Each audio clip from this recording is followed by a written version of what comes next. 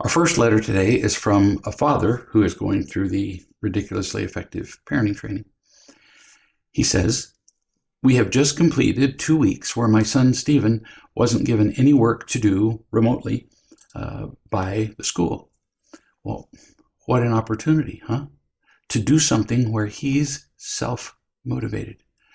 It's the best thing, if possible, where they have times, not just because of a viral pandemic isolation, but for lots of reasons, vacation from school, whenever, if possible, to allow them to choose something to do with their time each day. Let them choose it, but then schedule it.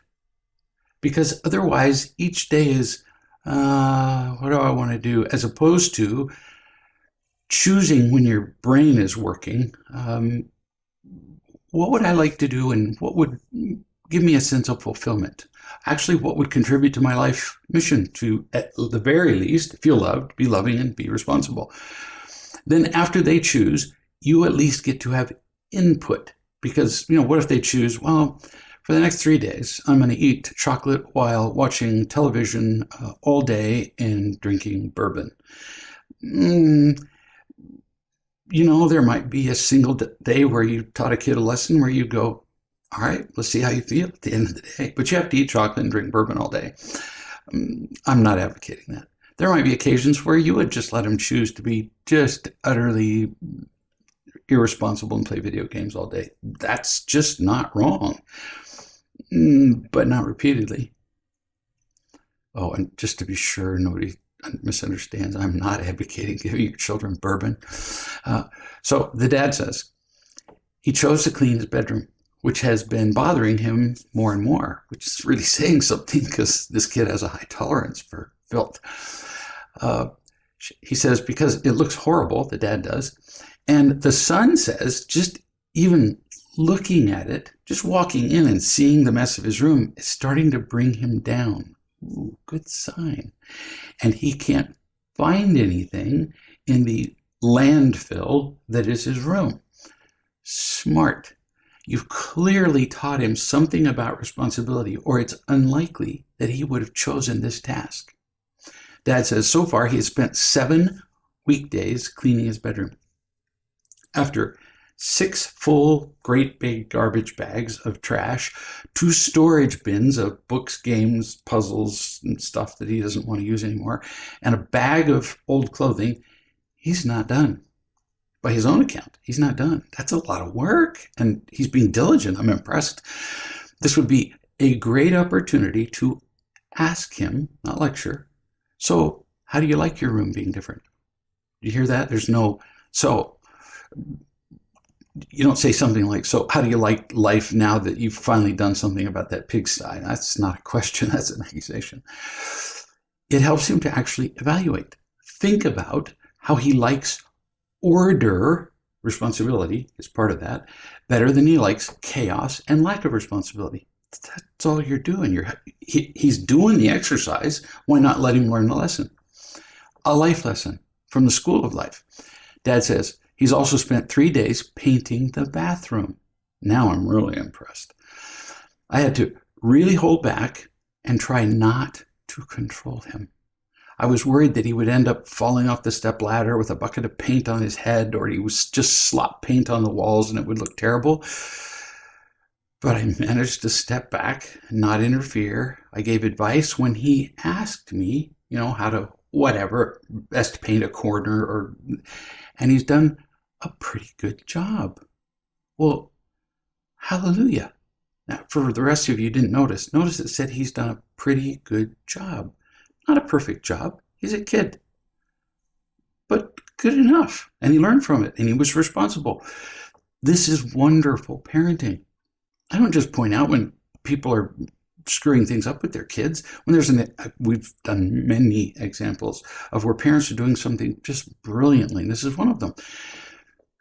Not micromanaging takes some restraint, because you can always see something that could be done better or more safely. And how many times has a child been destroyed by a comment from a parent who says, well, I was just trying to help.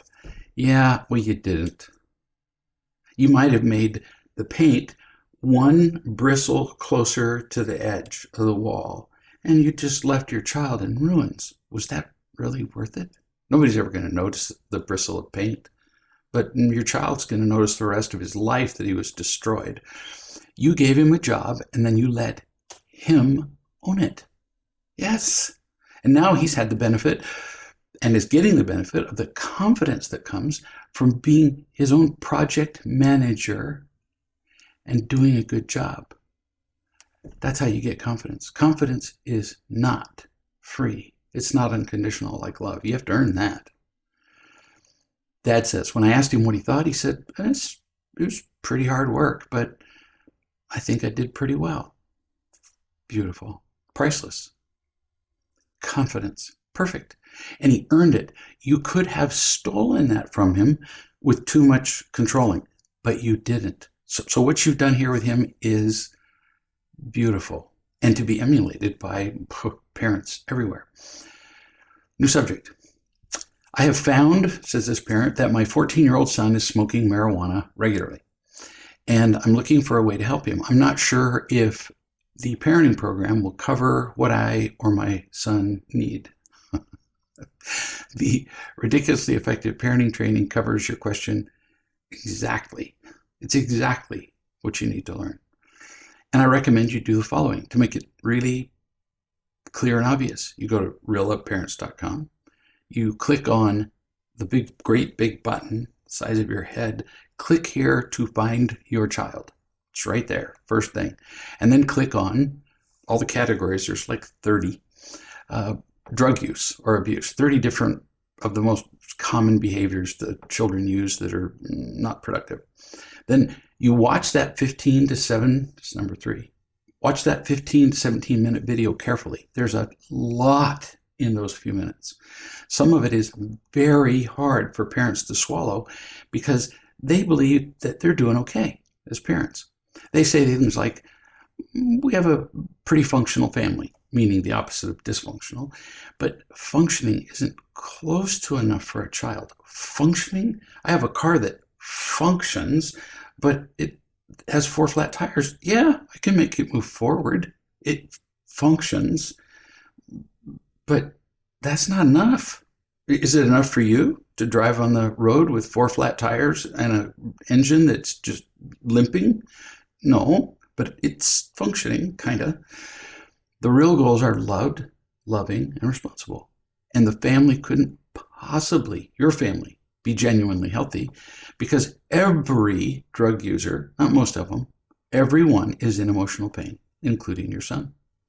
4, after the video, this 15, 17-minute video, click on the button for watching the first lesson free. That's what it says. That's a big lesson. That's an hour and something. Free, still. It gives you an idea also of what the full training will be like. It's revolutionary and transforming stuff.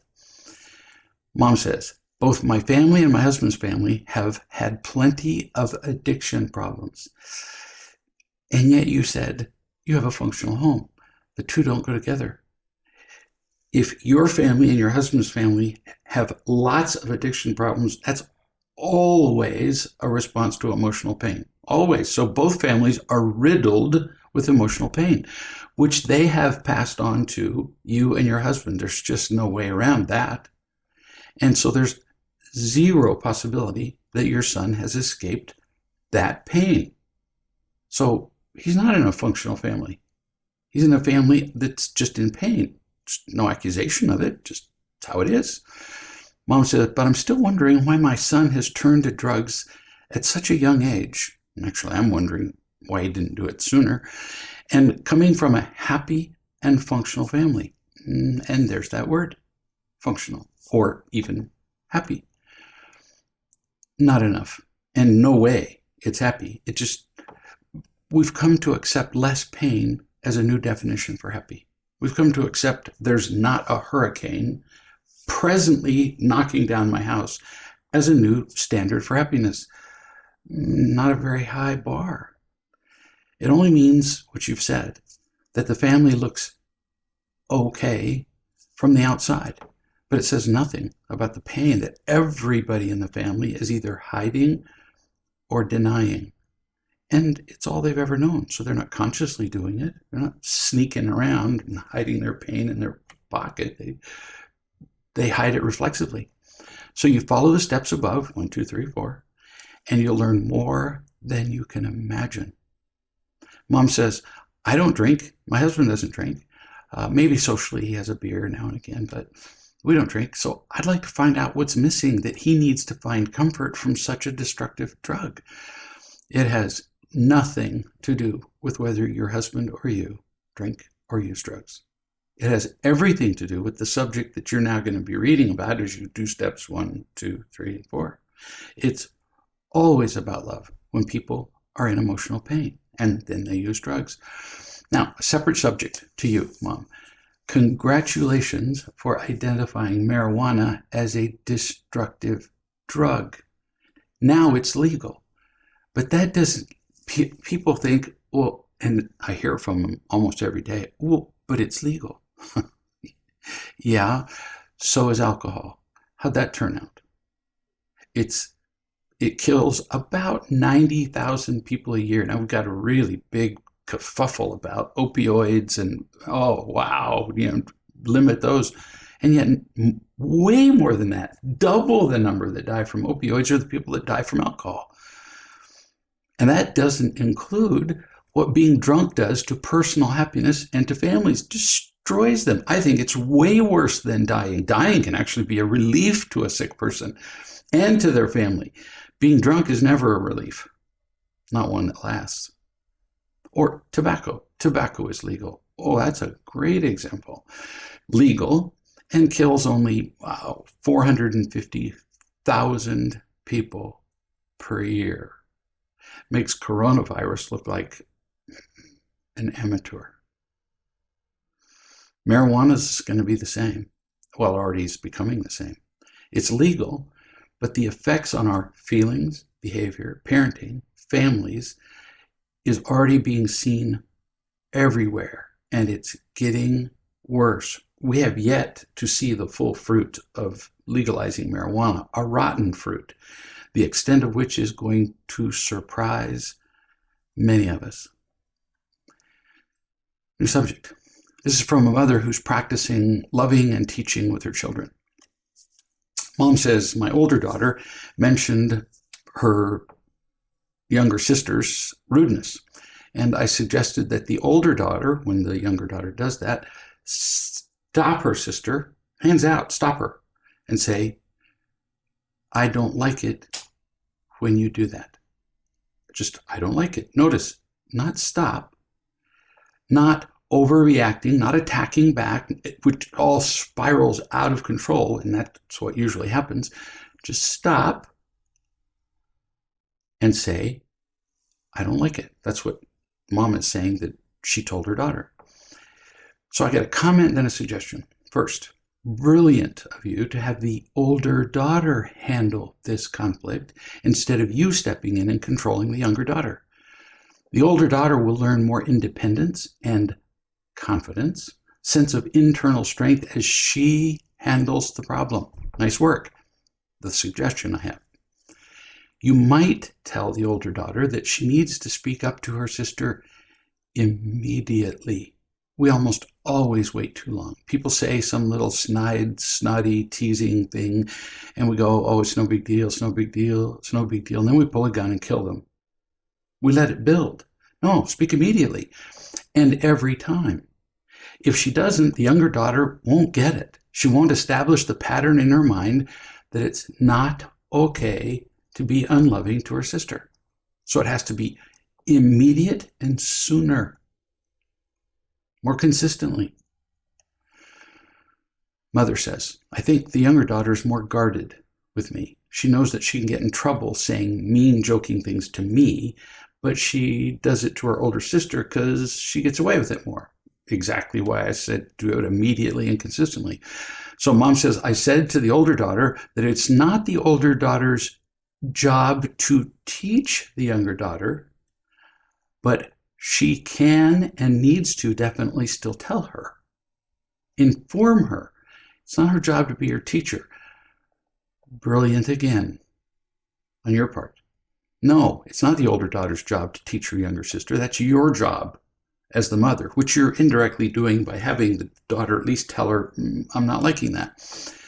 Primarily the older daughter, this is something we wouldn't think of as parents, is telling the younger, her sister, that she's being unkind or unloving or teasing or whatever for herself, so that she doesn't, one, feel small and simply endure being treated badly, and two, to practice saying something for the rest of her life when other people belittle her.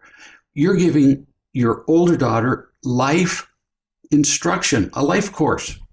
Perfect. Mom says, the older daughter felt like we were kind of scheming together against the younger daughter. I said, no, this isn't scheming. I'm giving you something that will benefit both of you. Benefit. You don't scheme to benefit somebody. Wrong word. You cooperate. You work together to benefit other people. You don't scheme. I'm going to scheme to make a birthday present for you. No. So mostly you say to the older daughter, mostly we're doing this to benefit you so that you grow up confident and learn how to handle potential conflicts in a loving way where you feel confident. And even though it's not your job to teach your sister, you're doing a loving thing. You're practicing being loving by helping her see this behavior that's hurting her not only now, but will keep hurting her in the future if she keeps it up. She won't find a partner who likes being talked to in an unloving way. In other words, both children benefit from the older daughter pointing out this unloving behavior. It's perfect. New subject. This is from a father doing the ridiculously effective parenting training. He says, I've noticed this week that I've been feeling irritated and impatient while my son has been talking to me. Sometimes he just wanders around the house while he's talking to me. And you've all seen this. They start a sentence as they're coming in the room, and they finish the sentence with their back to you when they're in the kitchen, and you're going, I didn't get that. So my son wanders around the house while he's talking to me, which makes it hard to understand, you think. Or he'll pause while he's talking to me for the longest time, trying to find the right word. So, one, he's a kid. He's a kid. He's learning. He's learning everything. How to talk, everything he's doing. He's learning to communicate. Most adults are horrible at communicating. So why would he be any better magically? If you remember that, you will simply get irritated less. That's why I'm telling you. He's pausing to find, the fact that he pauses to find the right word is just one demonstration that he's learning. So if you remember, he's just learning, nothing to be irritated. What's left after I'm not going to be irritated? Because that's not enough. Well, whose job is it to teach him how to communicate? Now you really get rid of the irritation when you realize yours. You're the dad. You're his only dad. So if he mumbles or communicates while he's walking around, teach him how to communicate. But you can't be irritated. For example, and I will play the part of being you, talking to your son. A, when you communicate, it's very important to think of whether the other person can hear you. Otherwise, you're not communicating, you're just talking. You'd just as well be talking to a tree. So you need to consider whether you're communicating clearly and whether they're listening, which they can't be doing if you have your back to them and you're walking away. And whether you're doing what you can to help them listen. I'm just teaching you a life skill. You don't have to do it, but I will teach you. And you stay on that subject until he gets it. You do it, you give him this discussion when he's not communicating, so it doesn't perceive it as a criticism. You just say, so I'm going to teach you a life skill. And then when he talks to you as he's passing through the room and has his back to you, you go, come here for a second. Remember what we said about communicating. Now, instead of going through the whole thing, he goes, oh yeah, you wouldn't be able to hear me if I was walking away, would you? Nope. And then you don't feel listened to either. B, this is still me being you. I've gone back and forth a couple times. Shoot me. Communicating badly. You tell your son, get people's attention before you talk, instead of just launching into something. For example, you might say, do you have a minute? Before you just start talking. If you don't do that, people almost uniformly miss the first part of what you're saying, and it's highly likely that they'll then misunderstand the rest. Why bother to talk if you don't know the other person's listening? 3, ask people if you're communicating clearly. Stop talking occasionally and say, am I making sense? Or do you have any questions about what I've said? This is a brilliant communication class you're having with your son, a life course. And then never say something while you're just passing through a room. It just then comes across as couldn't matter that much if you're just passing through the room, like passing gas as you're going through the room. That's what it feels like to the other person. What happened there? It's too distracting. The movement distracts people. And while you're moving, it's harder to hear you. So see, there are just 4 elements of better communication that you can teach your son inside of 5 minutes that can affect him the rest of his life. Dad says, I've thought about this and I've realized it's kind of a trigger on my part. Not communicating clearly is something I do too. Ooh, love it. And I don't particularly like that about myself. I think I resent seeing in my son what I know as a big flaw in myself. Now I'm hoping I can be more compassionate toward him. Well, you will be. In great part because you're being honest, insightful enough to see this impatient behavior in yourself and share it. This is an example of you being truthful and getting loved yourself right now with me, right this second as I'm talking to you. You're telling me the truth about yourself that you haven't communicated very well and haven't communicated how to communicate to your son. And I'm just understanding you, seeing you, accepting you, caring about you. In other words, loving you. And I think you can feel that. That, because many parents say, so well, where do I find this love that I'm supposed to give to my kids? Like this. You tell the truth about yourself to another adult who goes, yeah, I get that. And brave of you to say that. They don't have to say, I love you. They don't have to blow you kisses on Skype. This is loving, what I'm doing right now. Now, in addition, he asked for some advice. That's in addition to the loving. That's a part of the loving. That's the teaching part. So here's this dad making a statement, asking a question, and my response was to love and teach exactly like you will do with your children.